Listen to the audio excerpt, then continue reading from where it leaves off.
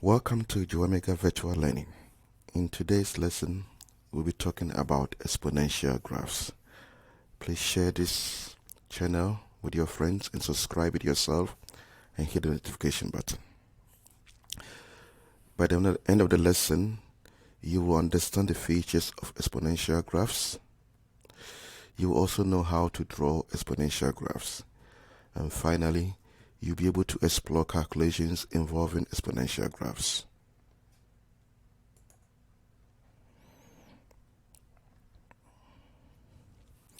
Okay, let's have a bit of talk about features of exponential graphs. Exponential graph generally is of the form y equals b to the power x, where b is the base and x is the exponent, power, or the index. Normally, whenever we draw a graph from a negative section to the positive section. So in doing exponential graphs, the x-coordinate will be a set of real numbers that's both negative and positive. But when you calculate the y-coordinate, you realize that all of them will be positive. So we say the y-coordinate is a set of positive real numbers, and y is always bigger than 0 for a typical y equals b to the power x. So that means there's going to be an asymptote, horizontal asymptote in the graph, and I'm going to explain to you when we start drawing it. Also, for a typical y equals b to the power x, the graph will always go through the point 0, 1 on the y-axis. The graph will always go through the point 0, 1 on the y-axis, so make note of this important point. And also, you will have sometimes a graph which is called exponential growth function. When you see that whenever x values increases, the y values are also increasing. That will be called exponential growth. And conversely, where the graph decreases as the x-coordinate increases, we call that exponential decay. So we'll be talking about all these in our lesson today. So first, we are supposed to draw the graph of y equals 2 to the power x from negative 3 to positive 3. You must first set your calculator up properly, like I always say. So it's 2, then to the bracket, to the power, open bracket, and put in the x-coordinate one after the other to compute your y values. So you can pause the video and try it yourself.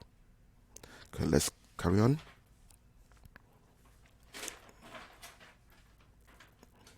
So these are the answers. You got them right. Now, we need to try and plot the points as close to the right position. On the grid, we know 5 squares make 1 unit. Therefore, each square is 0.2. So you need to try and plot within the right confines. Though you might not necessarily be perfect, try and get it close to the right place. So these are the points: negative 3 and 0.125, negative 2 and 0.25, and so on. You join with a smooth curve. So that is the graph of y equals 2 to the power x.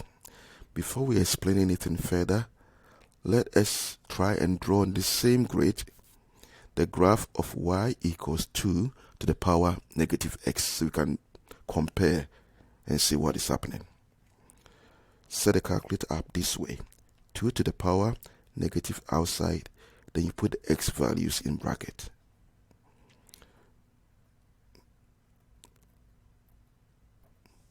These are the answers. Let's plot them. Join with a smooth curve. Okay, so what is the first thing that you realize? Remember, we said a typical y equals b to the power x will go through point 0, 1. That is the y-intercept. That's the first thing. Second, we said all the values of y will always be positive. As you can see, there are some of them. This one is very close to 0, but it's not 0 yet. So you could see that we call horizontal asymptote. That means if keep on decreasing the x, the red line will get closer and closer and get closest to x. And this one too will get closest to x as you increase the x values, but will never cross the x-axis. So the x-axis, or y equals 0, becomes what we call the horizontal asymptote. So we say the two graphs are asymptotic to the x-axis. The two graphs are asymptotic to the x-axis. What it means is that they will get closest to the x-axis but will never touch or cross it. Second thing is, you see the red line, y equals 2 to the power x, is increasing as x is increasing. So we call this exponential growth function. And the pink line, you see that as x is increasing, the graph is getting smaller, or the y values are getting smaller. So that is the exponential decay. So you now know the nature of exponential growth function and exponential decay. Okay. Now, the last thing you can say about this is that you could say y equals 2 to the power x and y equals 2 to the power negative x. One is a reflection of the other in the y-axis, sorry. So it's a reflection in the y-axis. So we can say the graph of y equals 2 to the power negative x is the reflection of y equals 2 to the power x in the y-axis. In the y-axis.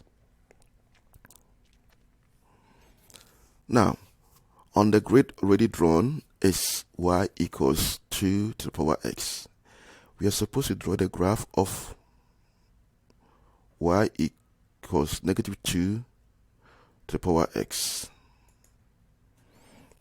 Okay, using the calculator format, you put a negative outside and you put a 2 in bracket, then to the power the x coordinate also in bracket. So these are the answers. If you've done them, let's check.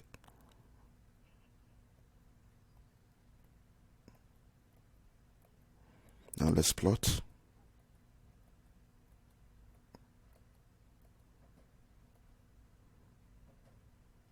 Right. So as you can see, still x axis or y equals 0 is still the horizontal asymptote. The x axis, which is also called y equals 0, is still the horizontal asymptote. But you could say that these two, reflection in the x-axis.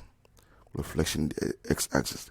The previous example was reflection in the y-axis. This one is reflection in the x-axis. So we still have our horizontal asymptote. Okay. So y equals negative 2 to the power x is the reflection of y equals 2 to the power x in the x-axis.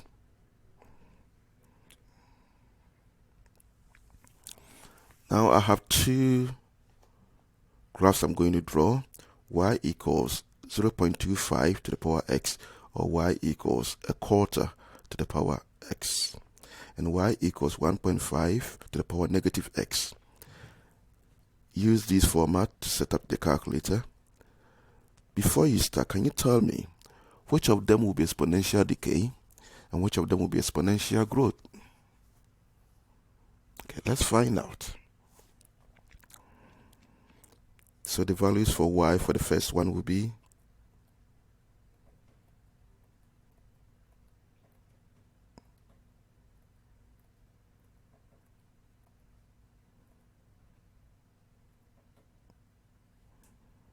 so we can see this is an exponential decay. Okay. Do you expect this to be exponential decay or growth? Let's see.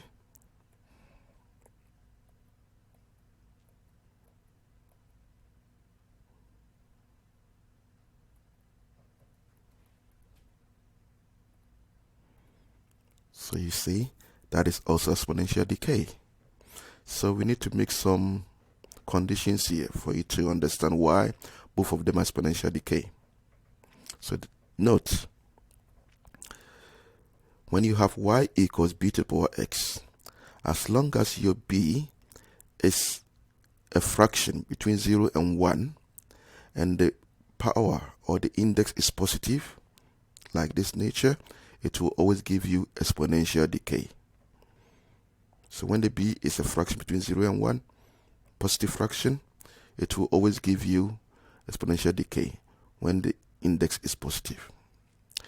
But when you have y equals b to the power negative x, so the index is negative, but when the b is bigger than 1, it also gives you exponential decay. So the condition here is b must be bigger than 1 for this to become exponential decay when it's negative index. The condition here is b has to be between 0 and 1 for a positive index to give you exponential decay. Right.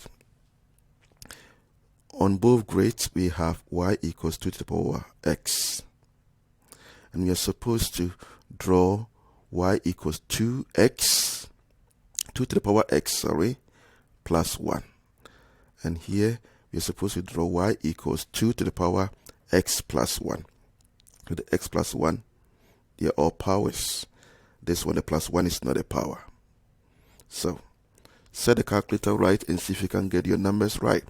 If you set the calculators wrong, you will always get the wrong answer.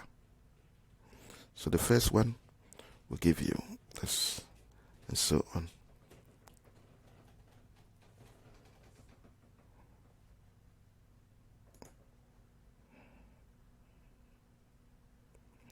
Let's plot.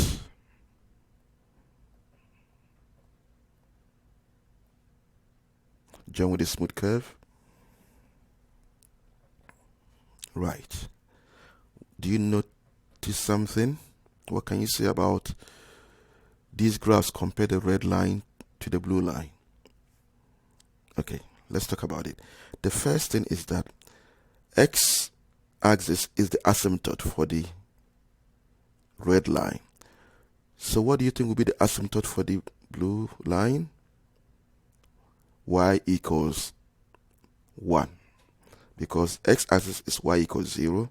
So this one, the asymptote will have to change to y equals 1. The reason is that we are adding plus 1 to the original function, 2 to the power x. That's why the asymptote moves from y equals 0 to y equals 1. So there's a new asymptote. Secondly, look at what is happening. Just look at the arrows. Each coordinate point is shifting up 1 unit. Each coordinate point shifting up 1 unit. All because we are still adding 1 to the original function, 2 to the power x. So we can say there's a vertical shift upward by 1 unit. Vertical shift upward by 1 unit. So we can make general conclusion that when you have a function y equals 2 to the power x, when you add 4, each point will move 4 units up, and the asymptote line will also move to 4. That's what I want you to understand. So you have to always start with the original one, then you will be able to know where the new one will be in terms of transformation. If it is 2x minus 5, then each point from 2 to the power x will move down 5 points. Each point will move down 5 points. And the asymptote will move to negative 5. Y equals negative 5. Now let's see what happens here. Work out your values first. Let's check.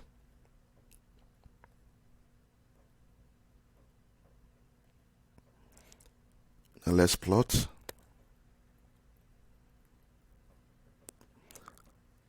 Okay. Now for this one, you see that there's no change in asymptote. They will all get closest to the x-axis, or they will all get closest to the y equals 0 line. So there's no change in asymptote. But if you look carefully, each point is moving 1 unit to the left, 1 unit to the left. So we can say this is a horizontal shift to the left by 1 unit. Why? Because the power is x plus 1. So it's the plus 1 that's causing it to move 1 unit to the left. So they work in the opposite direction. Plus 1 means 1 unit to the left. Plus 4 means 4 units to the left. Minus 5 means 5 units to the right. That's how it works. So when it's a power, it's a shift, horizontal shift. When it's not a power, it's a vertical shift. So it could be positive, it could be negative. That's up or down. So just take note of that. Now, the next section is how do we do some calculation involving exponential graph. So here we have a sketch of a graph, y equals ab to the power x, and b is positive and passes through 0 and 3, 2 and 3. And we're supposed to calculate the value of a and b. Okay, the first thing to set up an equation. You know, these are x coordinates and these are y coordinates. So I'm going to look at the first coordinate, x and y. And I'm going to use 0 and 3 to replace x and y in the function. So y is 3 and x is 0. So that's my first equation. 3 equals ab to the power 0, because that's what the coordinate says. But you know from your law of indices, a number to the power 0 is equal to 1. So b to the power 0 will be equals to 1. Therefore, we can now say that a is equal to 3, because a times 1 is a. So I now know my a. Now let's look at the second coordinate and use it to form another equation. Y is 12 and x is 2. So 12 equals ab to the power 2. But from the first working out, I know my a is equal to 3. So I'm going to put the 3 in place of a. So 12 is equal to 3ab squared. Then I'm just having a simple equation to solve. Divide both sides by 3. So now b squared will be equal to 4. And you find square root of 4. That is going to be what? Positive 2. Positive 2. I know you might think, why not negative 2? We will not accept negative 2. Because if you make it negative 2, you're going to cause it to be with a negative as a base, you're going to force it to become a reflection in the x-axis. But that's not what the graph is. So we just use 2. So now, knowing a and b, a is 3 and b is 2, you can even rewrite your equation or function as y equals 3 into bracket 2 to the power x. Let's look at a different one. This time the similar question. The point that passes through is 290 and 4, 810. So we start using this coordinate, create the first equation. Y is 90, x is 2. So that's what we have. Now I prefer to make a the subject of the formula, because you're going to solve simultaneous equation, and there are different ways of doing that. So I would rather want to have a as a subject, so I can replace that a with the expression I'm going to have, or a term I'm going to have. So to make a the subject, I have 90 over b squared. So I call this equation 1. Let's leave it there. We haven't worked out a yet. We'll come back to that. Let's go and get an equation for 4 and 8, 10. So 810 will be equals to ab to the power 4. Okay. And we know from equation 1 that a is 90 over b squared. So in place of a, I'm going to write 90 over b squared. So 810 equals 90 over b squared times b4. Now you know from your law of indices, b4 divided by b2, you cancel out and it becomes b squared, or 4 minus 2 gives you b squared from your law of indices. When you divide index in numbers with the same base, you subtract the powers. So you have 810 equals 90 times b squared. Now it's a normal equation. You solve it by dividing through by 90. So b squared is equal to square root of 9. Sorry, b is equal to square root of 9. To find b, find square root of both sides. So b is now equals to 3. I now know my b, but I haven't gotten the value for a yet. So I can use the b value here to work out my a. So, knowing that from equation 1, a is 90 over b squared, that means a is 90 over 3 squared. And 90 divided by 9 will give me 10. So a is 10 and b is 3. So I now know my values. I can even write the function as 10, 3 to the power x. Last question.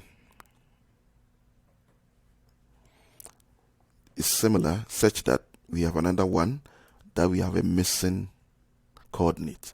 So let's ignore this. Let's do what we normally do first to know the function. Once we know the function, we can now work out the missing coordinate p. So we start with 2 and 50. Create your equation for that. Make a the subject. Call it equation 1. Second coordinate. Make equation with that. Okay. So we know a is 50 over b squared. So we're going to replace a with 50 over b squared. Okay. Law of indices, b5 to the divided by b squared is b3. So you're going to have 6250 equals 50 times b to the power 3. Now normal equation, solve for b. Divide through by 50. If you divide, you get 125. So b cubed equals 125. So you need to find the cube root. Cube root of 125. And that will give you positive 5. We don't need a negative because it's not exponential decay. So it's positive 5. Now, I know my b is 5. I can now work out my a. So that means that b squared, which is 5 squared, is 25. 50 over 25 is 2. So a is 2. So we now know our a and b. Now, similarly, we do the same thing that we've been doing. Use this one to create an equation. Y is p. X is negative 1. So it becomes p equals ab to the power negative 1. But you know your a and b, so replace a and b. So it's 2 times 5 to the power negative 1. 2 times 4. Remember, the power negative 1 is not affecting a. Law of indices, 5 to the power negative 1 means 1 over 5. So 2 times 1 over 5, p will now be equals to 2 over 5. So we now know the value of p. So in summary, these are the points I want you to remember. The graph of y equals b to the power x is exponential growth when b is bigger than 1. Bigger than 1. Also, we're going to have exponential growth with y equals b to the power negative x when b is a fraction, that's between 0 and 1. Then for exponential decay, y equals b to the power x when b is a fraction, then with a positive index, you're going to have exponential decay. And also, we're going to have exponential decay when b is bigger than 1, but we have a negative exponent. That will also be an exponential decay. Then with the reflection, y equals 2 to the power negative x is the reflection of y equals 2 to the power x in the y-axis. Then y equals negative 2 to the power x is also a reflection of y equals 2 to the power x in the x-axis. So that brings us to the end of the lesson on exponential graphs. Hope you've enjoyed it. Thank you very much for watching. Subscribe and share to your friends.